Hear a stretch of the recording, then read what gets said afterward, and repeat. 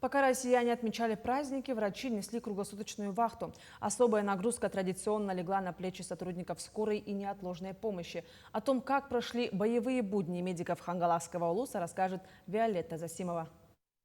В праздничные дни Хангаласская центральная районная больница перешла на особый режим работы. В поликлинике Покровска практически все каникулы, за исключением 1-7 января, действовал кабинет неотложной помощи. Сюда обращались пациенты, состояние которых не требовало экстренного вызова бригады на дом. По специальному графику вели прием и узкие специалисты – лор, стоматолог, невролог и так далее. Пиковая нагрузка пришлась на 6 и 9 января.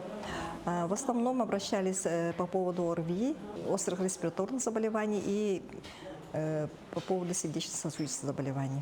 6 и 9 января работала врачебная комиссия. Кому показано, продлевали листки нетрудоспособности. Скорая.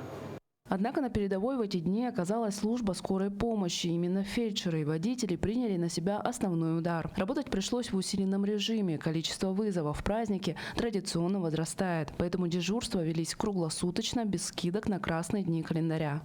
То есть, если в обычные дни мы принимали вызовов где-то до 20, а в выходные дни у нас получилось больше 30 вызовов.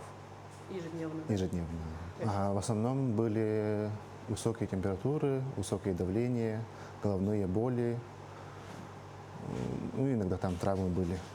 Есть и позитивная статистика. По сравнению с прошлыми годами, в этот раз медики зафиксировали меньше случаев обморожения, несмотря на суровую зиму.